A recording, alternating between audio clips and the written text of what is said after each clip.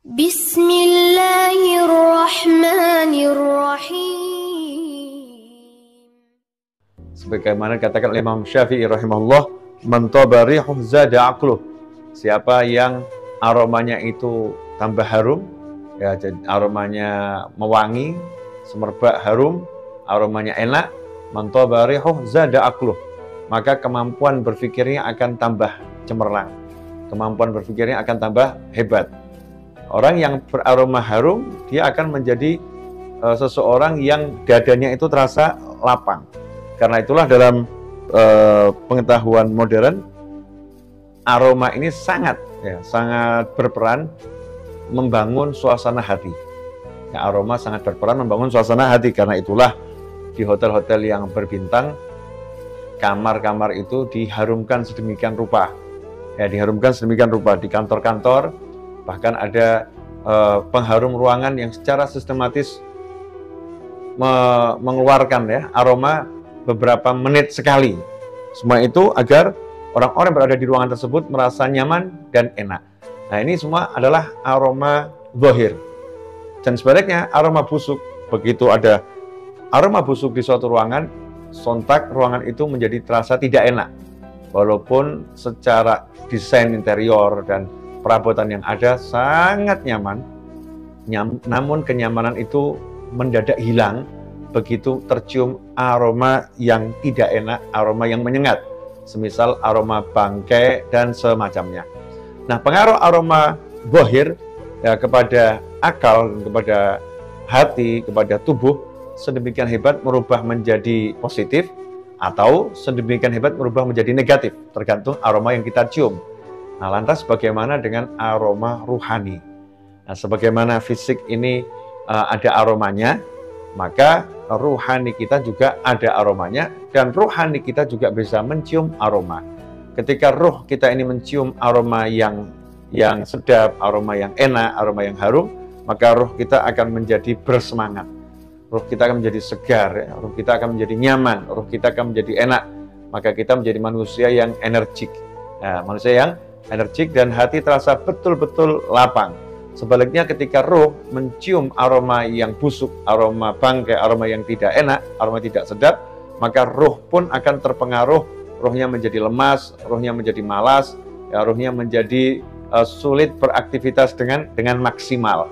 Karena itulah Nabi kita Muhammad SAW sangat memperhatikan pengaruh aroma ruhani ini kepada masyarakat sekitar, kepada pribadi yang bersangkutan. Karena itu kita dijaga oleh Nabi Muhammad SAW agar selalu beraroma harum secara lahiriah maupun secara batiniah.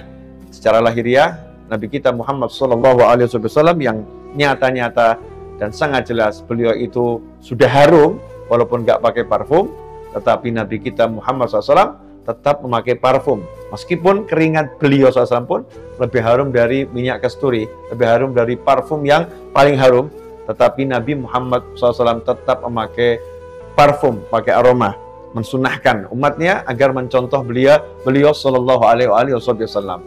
Nah, dan aroma batiniah ini perlu diperhatikan karena pengaruhnya lebih berat lagi ya, sangat berpengaruh pada diri dan lingkungan.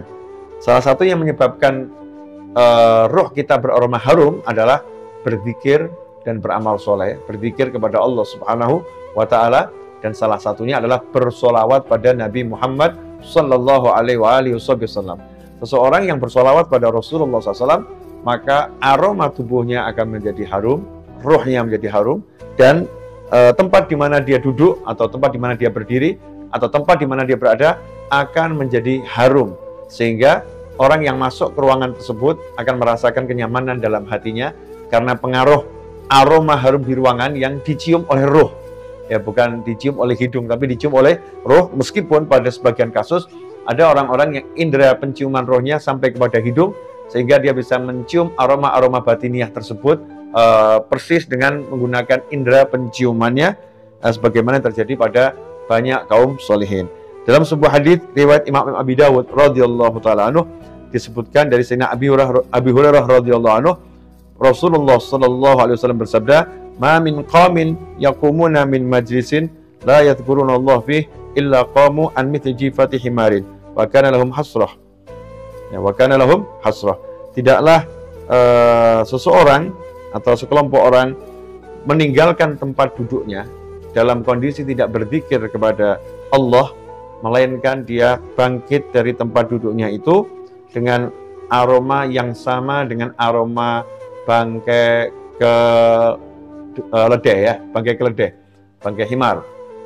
Orang yang duduk kemudian bangun meninggalkan tempat duduknya tanpa berzikir kepada Allah, maka dia aromanya itu sama dengan aroma bangkai keledai. Nauzubillah min dzalik. Dan duduknya itu akan menjadi penyesalan buat dia di hari kiamat.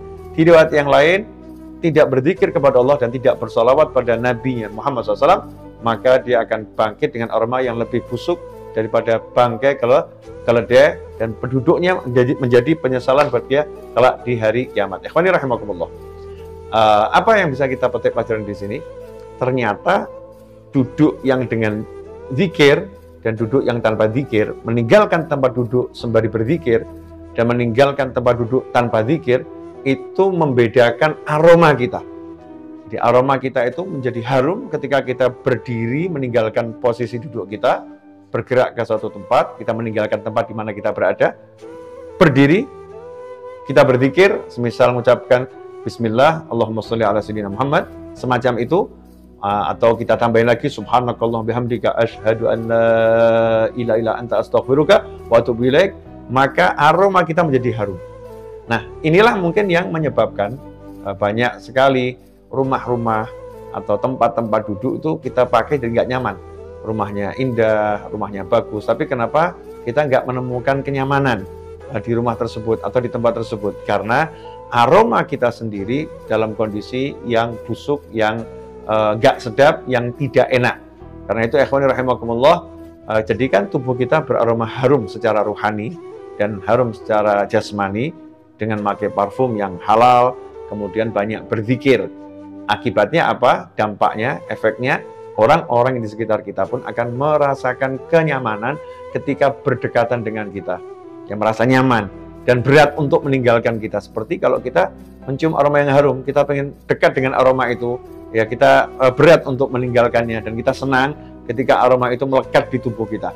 Nah, itulah salah satu cara agar kita bisa menyampaikan kebaikan kepada banyak orang dengan menjadikan tubuh kita beraroma secara ruhani.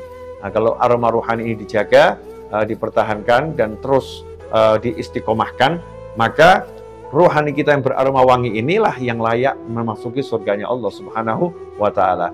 Karena surga itu harum, nggak ada kebusukan di surga, nggak ada aroma bangkai di surga. Aroma bangkai yang busuk, nggak sedap, tidak boleh masuk surga. Kalau roh kita udah kita biasakan beraroma harum, berarti roh kita memang layak masuk surganya Allah Subhanahu wa Ta'ala. Sehingga amalan yang tampaknya sederhana, yang tampaknya kecil, tampaknya ringan, bangun dari tempat duduk dengan berzikir, dengan bersolawat pada Nabi Muhammad SAW, ternyata hasilnya adalah luar biasa, jalan menuju surganya Allah Subhanahu wa Ta'ala. Semoga yang sedikit ini manfaat barokah.